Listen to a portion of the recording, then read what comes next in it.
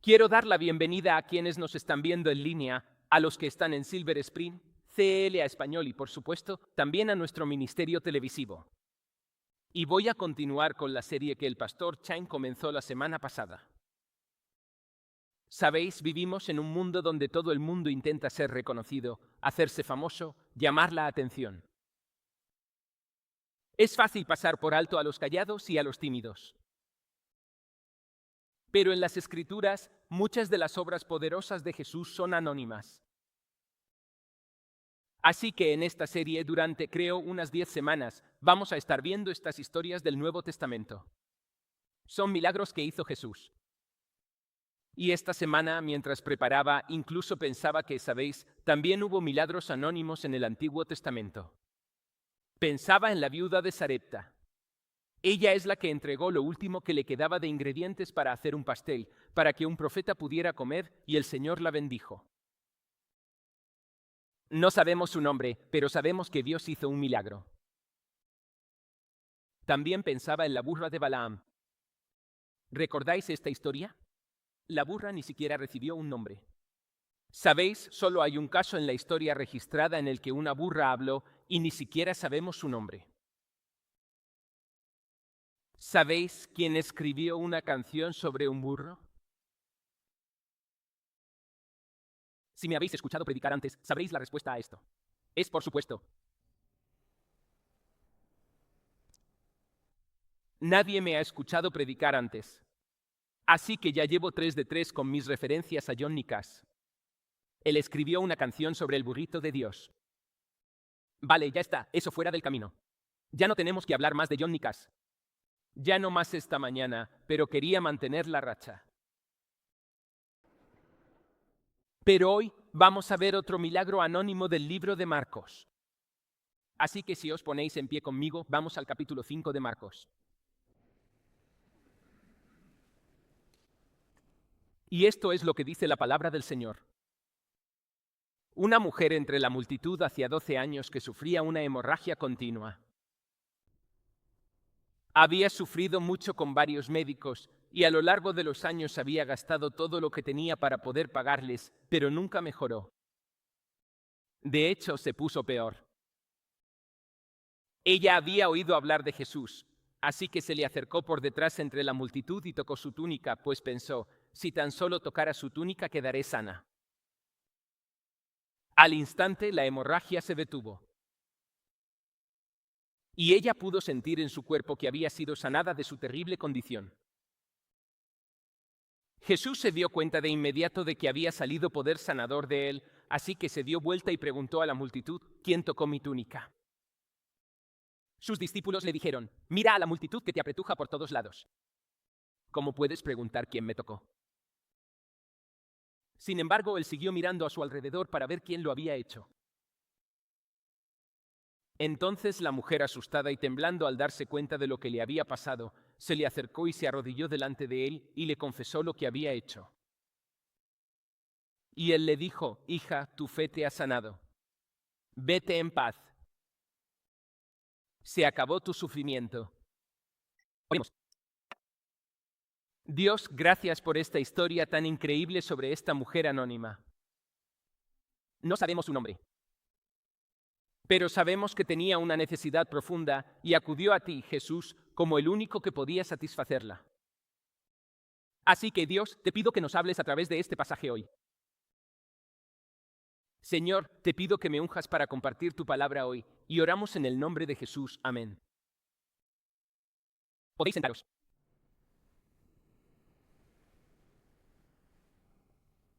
Así que la primera y probablemente más obvia observación que vemos en esta historia es que, en primer lugar, ella sufrió físicamente. Esta dolencia que tenía era absolutamente miserable. Y hablé con un médico de aquí, de CLA, que me explicó que esta dolencia probablemente estaba a punto de matarla. Ella estaba anémica por esta condición y estaba muy cerca de la muerte y por eso estaba tan desesperada. O cualquier cosa. Lo había intentado todo. Estos intentos de los médicos en realidad habían empeorado su condición.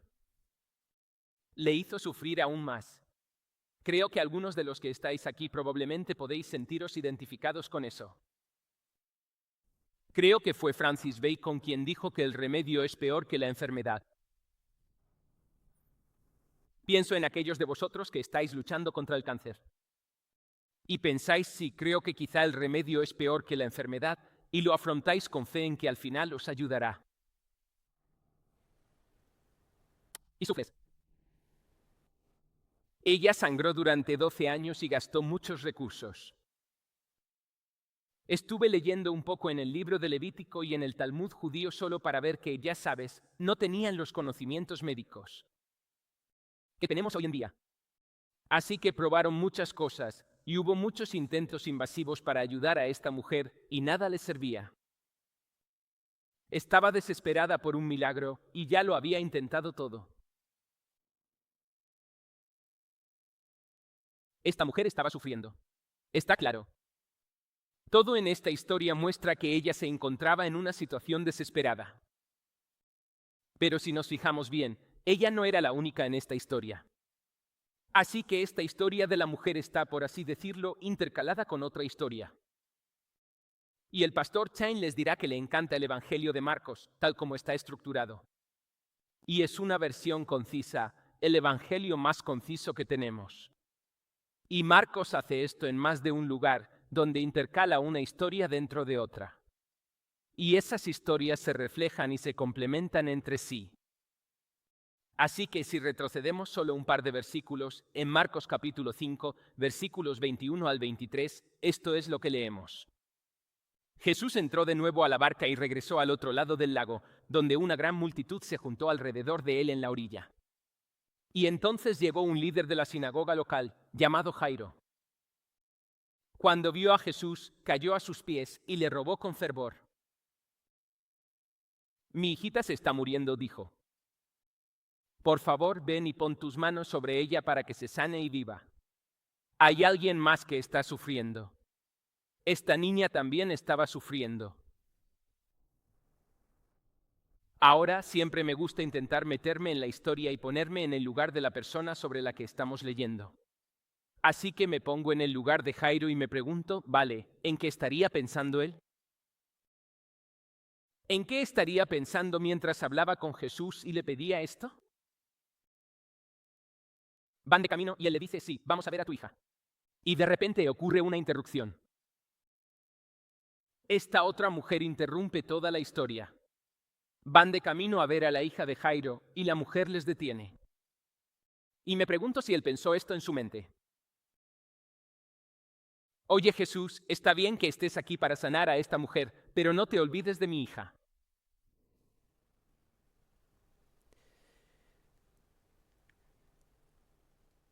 Me pregunto si Jairo pensó que el poder de Jesús era limitado.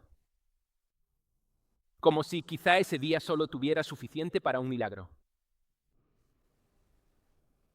¿Era el milagro de esta mujer un obstáculo real para el milagro de su propia hija? ¿Acaso esta mujer le acaba de quitar algo a mi hija? No es esa nuestra naturaleza humana, ¿verdad? Estamos creyendo que Dios hará un milagro en nuestras vidas. Hemos estado pidiendo, orando, creyendo. Hemos pedido a otros que oren con nosotros, incluso que ayunen por nosotros. Y luego escuchamos la historia de otra persona que ha sido sanada. Y creo que es parte de nuestra naturaleza humana decir, está muy bien, pero ¿y lo mío? Jesús, ¿dónde está mi milagro?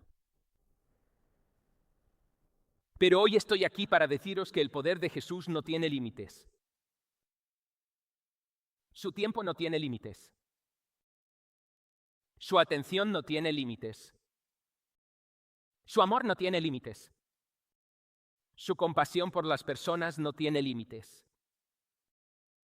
La gracia de Dios no tiene límites. Alabado sea Jesús, hay suficiente para todos. Hay suficiente para todos nosotros.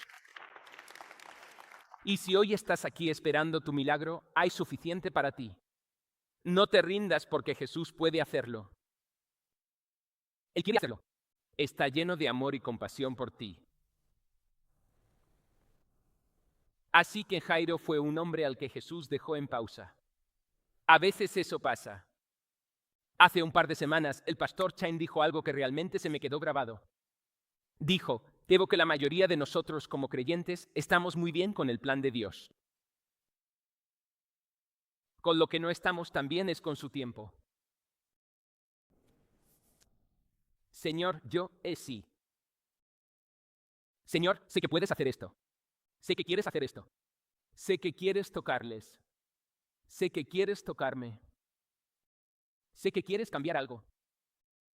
¿Qué tal ahora? ¿Qué tal justo ahora? ¿Qué tal ayer? Nos encanta su plan. Nos cuesta su tiempo.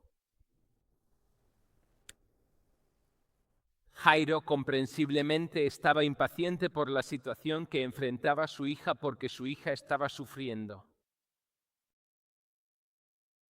Una cosa que he notado sobre el sufrimiento de estas dos personas es que no tenemos ni idea de con qué estaba sufriendo la hija de Jairo, ¿verdad? No hay ningún detalle sobre eso. Él va directo al grano con Jesús. Oye, tienes que venir ahora mismo. Mi hija está enferma. Tienes que venir a sanarla. Y no sabemos lo que era. Y sin embargo, nos enteramos de muchos detalles sobre lo que sufría esta mujer, ¿verdad?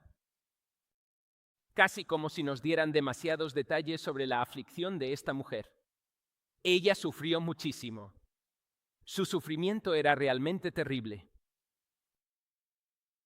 Y además de su sufrimiento físico, en segundo lugar, sufrió mucha vergüenza.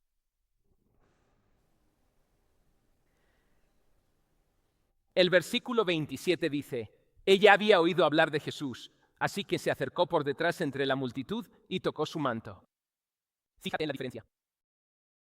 La semana pasada vimos a un leproso que fue directamente a Jesús, se arrodilló delante de él y le dijo, aquí está mi problema, Jesús, por favor, cúrame. La Biblia dice que le suplicó. Jairo hizo algo muy parecido. La barca llegó a tierra, Jesús se bajó y Jairo estaba justo delante de él y le dijo, Jesús, mi hija está enferma, necesito que la cures. Pero esta mujer, que probablemente estaba físicamente muy débil y frágil, que creo que estaba muy avergonzada. Probablemente otras personas sabían de su situación. No quería que nadie reconociera lo que estaba haciendo, así que se acercó por detrás de él. No se dio a conocer, simplemente se acercó y pensó, si tan solo pudiera tocar su túnica, quedaré sana. Matthew Henry dijo que ella quería una curación privada. Creo que tiene razón. Creo que pensó, si consigo llegar y tocarle, me curaré y podré marcharme. Y nadie lo sabrá nunca, pero mi sufrimiento habrá terminado. Ella sabía que si tocaba la piel de Jesús, lo haría impuro según las leyes ceremoniales judías. Y él quedaría impuro. Así que solo quería tocar su túnica. No quería quitarle tiempo. Creo que también pensó, oye, el tiempo de Jesús es limitado. No quiero que Jesús pierda su tiempo conmigo. Ella quería que el milagro se hiciera y que todo terminara, pero eso no fue lo que ocurrió. Él se dio cuenta de que había salido poder de él y que dijo, ¿quién me ha tocado? ¿Quién me ha tocado? Y los discípulos miran a la multitud y dicen, ¿en serio? ¿Quién te ha tocado? Todo el mundo te ha tocado. No pueden evitar tocarte. Estamos todos aquí, ya sabes, apretados unos contra otros. ¿Quién te ha tocado? Él dijo, no. Alguien me ha tocado. Y salió poder sanador de mí. Esta mujer no quería llamar la atención, pero Jesús esperó y finalmente allí estaba ella. Con toda su vergüenza y todo ese daño emocional, pero con la certeza de que había sido sanada, la Biblia dice que fue tocada de inmediato y su aflicción desapareció por completo. Esta es una mujer que había pasado gran parte de su vida sola. Como era impura, no podía estar cerca de la gente. No podía tener una familia, algo que en aquellos tiempos era tan importante. Realmente no podía tener un marido. No podía hacer ninguna de las cosas que su cultura valoraba. Y de repente Jesús dijo, ¿quién me ha tocado? Y la Biblia dice en el relato de Lucas, capítulo 8, versículo 47, que cuando la mujer se dio cuenta de que no podía permanecer oculta, empezó a temblar y cayó de rodillas delante de él.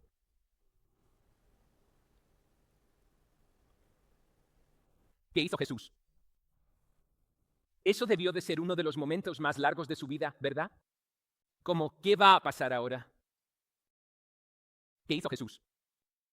En tercer lugar, su sufrimiento terminó gracias a Jesús. Totalmente. Y quedó completamente curada y su sufrimiento desapareció. Al igual que en la historia de la semana pasada, Jesús responde con poder y compasión hacia esta mujer. El versículo 34 dice, y él dijo, hija, tu fe te ha sanado. Ve en paz. Se acabó tu sufrimiento. Es interesante esa palabra griega que utiliza ahí para decir que ha sido sanada. Esa palabra más o menos también significa que ha sido salvada. No solo fue sanada de su necesidad física, Jesús también cubrió una necesidad espiritual ese día, porque fue sanada y fue salvada y se le dio el don de la paz. Sabéis, Matthew Henry dice que aquellos a quienes Jesús sana a menudo vienen temblando, pero se van triunfando. Y oro eso por ti hoy, y aquello por lo que vienes temblando ante Jesús, con solo un poco de fe, solo una semilla de mostaza de fe, para decir, Señor, ¿puedes hacer esto? ¿Harás esto por mí? Puede que vengas temblando, pero cuando Jesús satisfaga tu necesidad, te irás triunfando. Y querrás contárselo a todo el mundo. Para su gloria. Jesús no condenó su falta de valentía, ¿verdad? Aunque ella entró un poco a escondidas, ¿verdad? Él no condenó su falta de valentía, sino que alabó su fe. Ella tenía suficiente fe para creer, eso es todo lo que tengo que hacer. Si tan solo toco el borde de su túnica, seré sanada.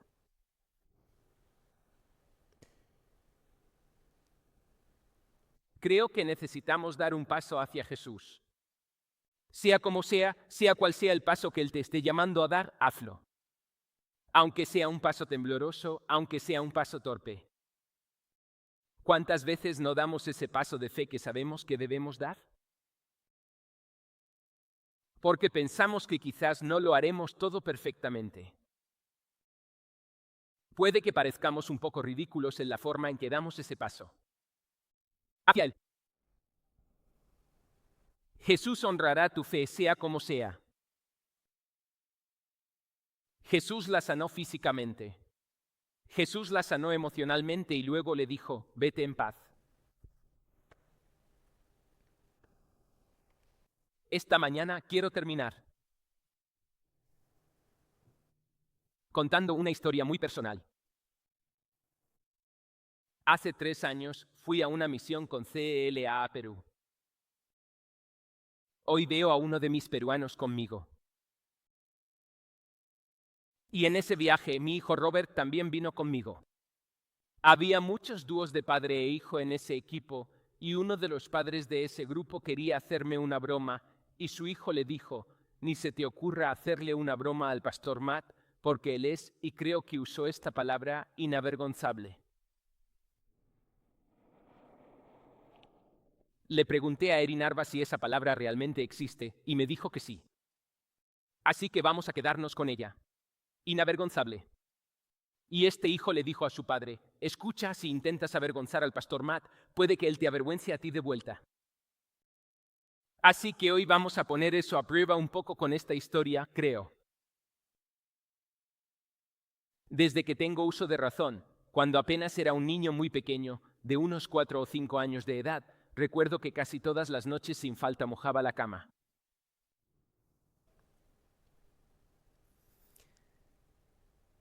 No solía hacer muchas fiestas de pijamas en casa de amigos.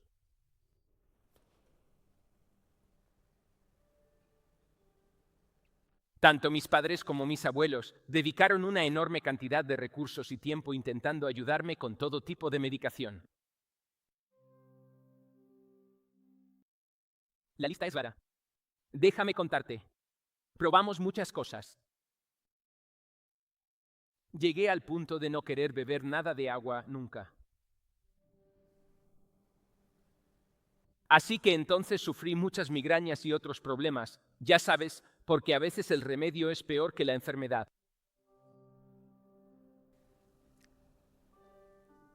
Y lo pasé realmente mal cuando era niño y también en mis años de secundaria. En el instituto y luego fui a la universidad, y claro, en la universidad tienes que tener compañero de cuarto.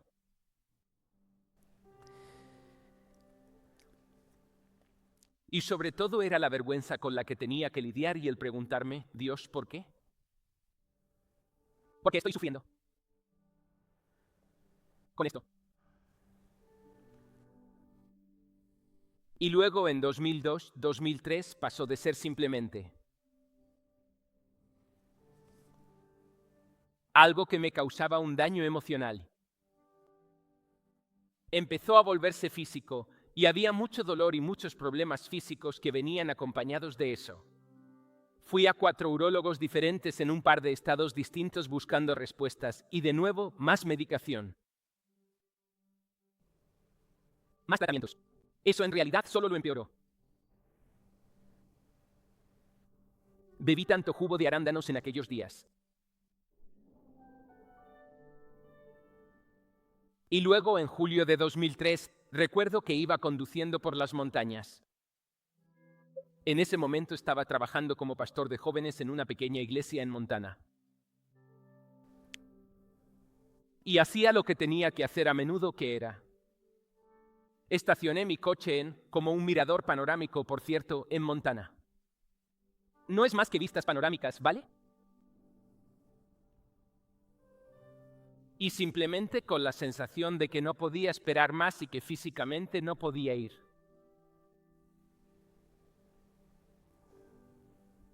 Y llamé a mi padre y le dije, papá, no sé qué hacer.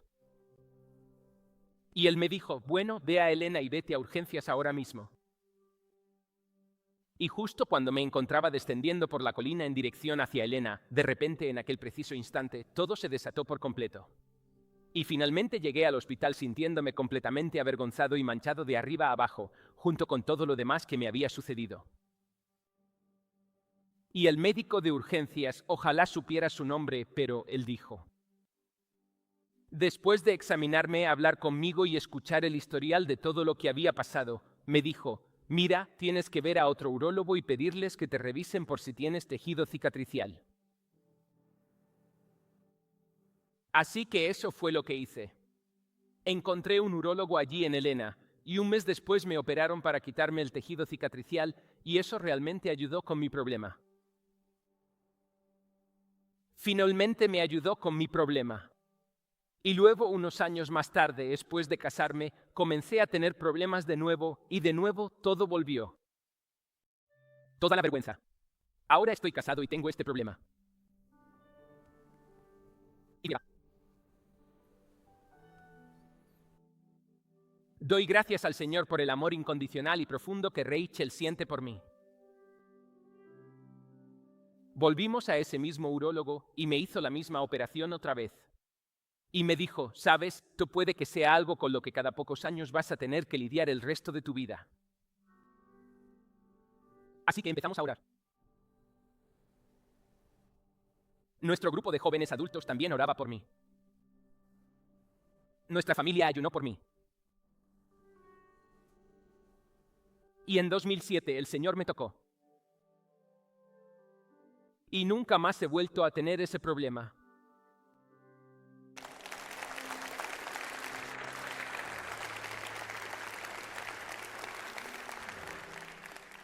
Todo para su gloria. En 2016 estaba sirviendo como misionero y estaba visitando el Centro de Ministerio Europeo en Bruselas. Y conocí a un líder de uno de estos ministerios que tenía su sede en ese centro. Y era muy extrovertido, un poco peculiar, en realidad un poco como yo. Así que, curiosamente, conocí a este hombre por primera vez y me miró directamente delante de otras personas. Y va y dice, apuesto a que eres de los que mojan la cama.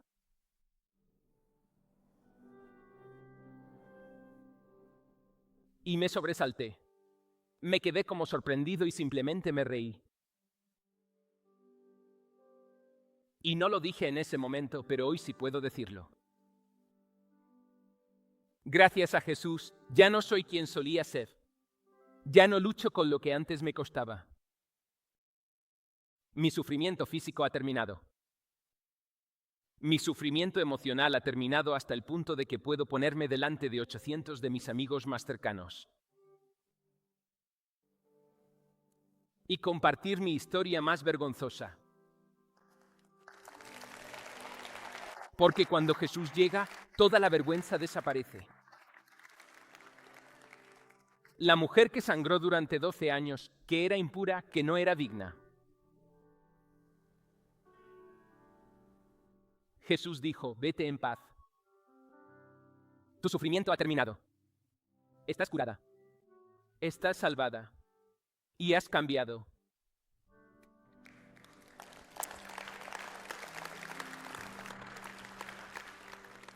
Gracias, Jesús. Gracias, Jesús. Dentro de un rato vamos a tomar la comunión juntos. Quiero darte un par de pasos prácticos rápidos. Que veo en esta historia, cosas que creo que debemos llevarnos cuando salgamos de aquí, cosas para llevar con nosotros. Número 1. Acércate a Jesús con fe, ya sea con valentía o con timidez. A Él no le importa. Él ama nuestra fe. Le encanta vernos dar un paso hacia Él. Cada bautismo que celebramos en este escenario, a Jesús le encanta ese paso de fe. Cada decisión de salvación en un servicio, en una obra de teatro, en el ministerio de niños, en un grupo de jóvenes, a Jesús le encanta ese paso de fe. Así que acércate a Jesús. Da ese siguiente paso. No sé cuál será para ti, pero hazlo. El pastor David está dando un gran paso de fe. Los Harzbergers ahora mismo están dando un paso de fe verdaderamente importante. Número 2. Invito encarecidamente a que te permitas asombrarte profundamente ante el poder ilimitado y milagroso que Jesús posee. No hay límite a lo que puede hacer. Y lo hizo por esta mujer, y lo hizo por mí, y puede hacerlo por ti.